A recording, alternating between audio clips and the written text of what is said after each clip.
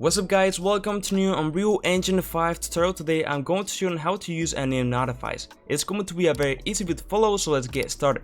I just want to let you know that I just released a new free ebook that you can download for beginners on how to master Unreal Engine 5, so I'll be linking that in the description. With that said, let's continue with the video. Alright, so Anim Notifies provide a way to set up events to occur at specific points during an animation. For example, to add effects like footstep sounds or spawn particles. So let's go ahead and open up an animation to just showcase an example. So let's go to characters, mannequins, animations, mani, and let me go ahead and open up the jump animation. So as you can see, we have the animation taking place over here, and we have this timeline where we have a notify track over here. And in this track is where you would essentially add all of your Anim Notifies. And we of course can go ahead and add more tracks if we need to. So if we right click on the Notifies track, as you can see, we have two different sections. We have the add notify and the add notify state. So the add notify section essentially just executes once. Okay, so just add notify will just execute once we reach that frame. And the notify state has a beginning and an ending. So for example, we could start a flow of code when the notify starts, and then another flow of code when it ends. So let's take a look first of all at the normal notify. So as you can see, by default we have some classes created by Unreal Engine to, for example, play a sound or play a particle effect. So let's go ahead and just add a sound over here. If we select this in the details panel, as you can see, we have this class already set up where we can go ahead and just select a sound to play, for example this ping sound, and when the animation goes to that point, it will go ahead and play the sound. Super simple, right? Cool. We can do the same to, for example, play a Niagara particle effect.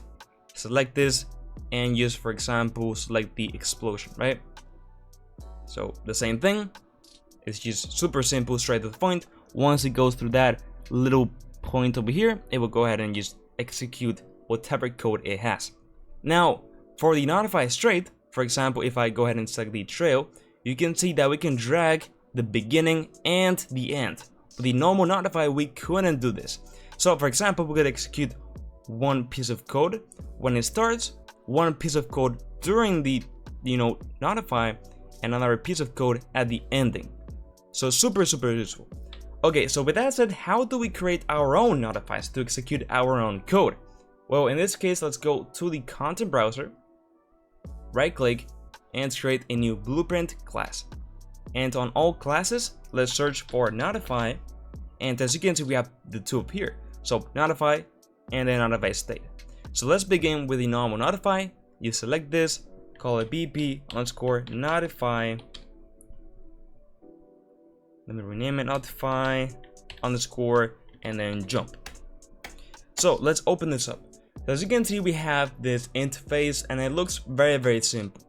And you're probably wondering, well, where's our graph? Well, in order to add a graph, we need to add a function. And if we go to the function settings, we can override, as you can see, the received notify function. So this is essentially the begin play of the notify.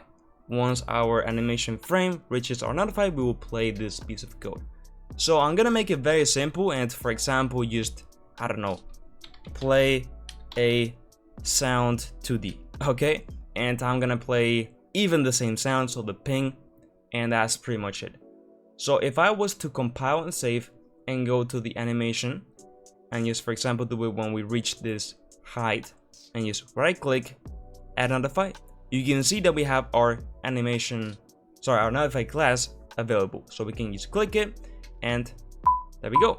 It will go ahead and just execute that piece of code, which is just to play a sound. Now, of course, you wouldn't just have a play a sound, because in that case, you could use the one that is built in by Unreal, but it's just an example. You would put your own code. Now, if you want to also access the player blueprint, you could get the mesh component, get the owner, and then cast to, for example, the third person character blueprint. And with these two nodes, you're essentially accessing the class of our character. And then you can do things like, I don't know, whatever you would want, right? To execute, I don't know, like an attack or things like that, right? So really it's whatever you want. Now with that said, we already covered the normal notifies. As you can see, we can create our notifies, add them to the track, and execute whatever code we want. But now let's see how we can create an animation state. Sorry, a notify state. So let's go back to the content browser, right click, go to the blueprint class, search for notify, and we have over here notify state. So with the notify state selected, you can see also we have some presets where you can go ahead and select, but in this case let's just select the normal state and then call this bp underscore notify underscore state underscore jump. So if we open this up, you will notice a difference once we click on override, and it's that we have a notify begin, notify end, and a notify tick.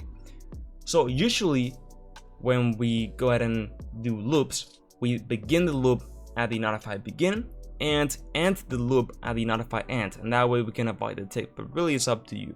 So for example, we can do one thing when the notify begins, and is to also play a sound to the, let me connect the mesh component to world context object, and for example we can play the I don't know, the what what sound do we play? Use the dockable open window, right? And then we can go to the override, and at the end also play sound, right? And let's do, for example, let's do an explosion. Okay, so with that said, when I go to my jump animation, go to the track and just right click, add notify state, and select our class, you can see that we can drag this, and I can say, okay, so we'll begin at the frame of the 3 and end at 20. Okay, so you can see that you start, it will play the dock sound and say, oh wow, we're playing the explosion. That's because I was going backwards, right? Normally we go forward. So when we go forwards, right, we play the normal dock, and at the end, when we go out of the state, you will see that we will play explosion. And there we go. You can see that it will work just as fine. So we have the begin and at the end. So it's really useful. Now of course we could do the same with the tick, and for example do one thing every single frame while it's, you know, in between the animation, but that is up to you. Normally we begin a loop at the begin and end it at the end, so really it's up to you. Anyway, so that's pretty much it. As you can see, you can go ahead and create your own notify states to create whatever you want, and overall just expand your animation knowledge, right? It's super strong. So if you found this video helpful, I would really appreciate it if you could like the video and subscribe to my channel. I also have Unreal Engine 5 videos and tutorials, so check them out. Check out my new ebook, link in the description. Join my Discord server, follow me on socials, and now yes, I thought I said bye bye.